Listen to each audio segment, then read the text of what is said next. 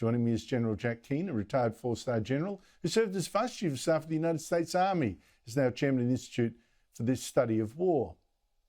General Keane, thank you so much for joining me. The footage today from these protests, particularly UCLA, but the last week, Colombia and all those others, it's just so shocking. Violence now at UCLA, where anti-Israel protesters had even been blocking Jewish students from going to the library. This is a terrible indictment of American universities, let alone our own, I must say.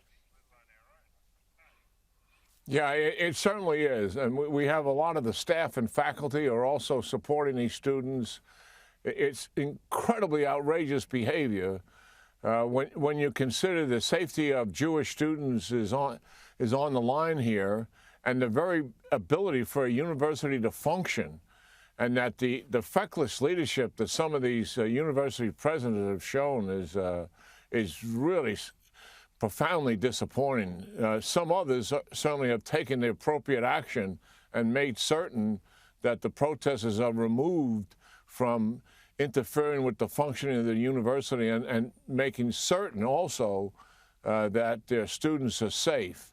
And this behavior should be held accountable not only by the police if it's violating the law, but by the university in terms of expelling those who are demonstrating this kind of behavior.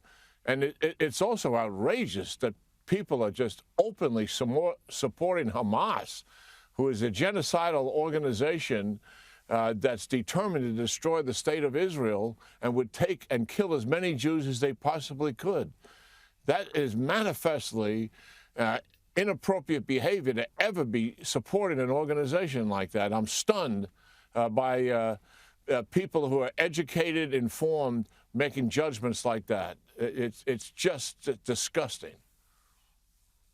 Well, I think it reflects a wider cultural drift, General. I've got to say, I noticed that your former alma mater, a Jesuit school, they didn't give much shrift to the protesters. It's the more secular ones that have been absolutely captured by this, with the academics actually joining some of these protesters. But listen, this is about, they're ostensibly about the war between Israel and the Hamas terrorist group. I say ostensibly, it's mainly role-playing if you ask me.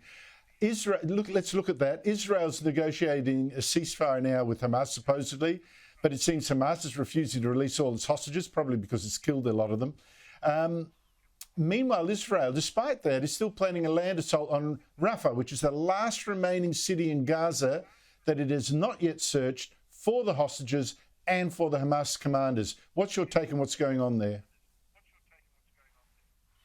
Yeah, well, first of all, what's on the table is another proposal, you know, in terms of a temporary ceasefire and release of somewhere between 20 to 33 hostages, about a 40-day ceasefire with the ability to release the Palestinians to go back into northern Gaza, something that Hamas is interested in. Hamas has been opposing these proposals for some time now. And the reality is they have put some very harsh conditions on the table: permanent ceasefire, withdrawal of all troops, and then begin negotiations over the hostage release. And the intensity and these conditions by Hamas have gotten tougher, I believe, quite related to the Biden administration's pushback on Israel publicly and fundamentally disagreeing with their military operation in Rafah as well. And that has certainly undermined Israel quite significantly in these negotiations, and certainly has strengthened Hamas's position.